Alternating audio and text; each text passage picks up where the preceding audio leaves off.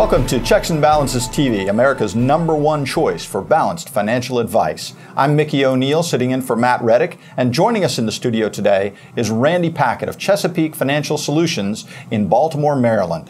Our topic today, fiduciary responsibility versus suitability. You'll hear advisors, particularly in the media, debating the merits of their different approaches. If you pay close attention, you may detect an undercurrent of animosity between advisors or groups of advisors. If you do, you may notice that it actually has nothing to do with products or financial instruments. You may have sensed this deeper tension. There's a firestorm of controversy in the financial industry right now between advisors who are legally held to a fiduciary standard and those who are not. Randy, what's the difference? Well, let's take a look at what the difference between the suitability and also the fiduciary responsibility. First, suitability standard. This just means that an advisor is giving an advice that can be argued to be suitable.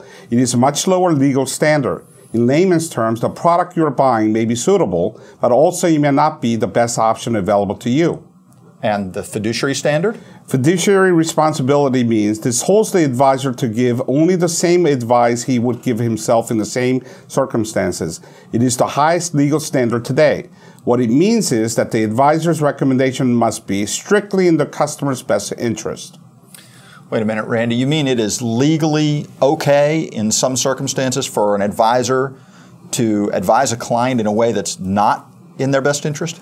You know, I would hope that each individual advisor will give the best advice that they would typically give themselves.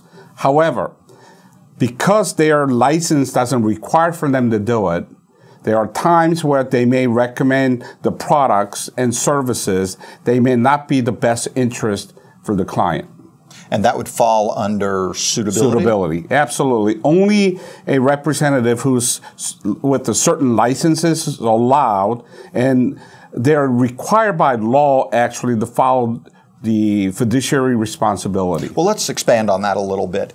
Who would be an example of somebody that can get away with, if you will, just suitability, and who is held to the fiduciary responsibility standard? Well, one of the licenses that you must have in order for you to be under the fiduciary responsibility would be someone with the Series 65, or in layman's terms, someone who's either registered investment advisor or investment advisor representative in their state. And how do you know when you go there? Now, simply you need to ask. So ask if they're Series 65? Or no, just say, are you an investment advisor, and how do you get paid?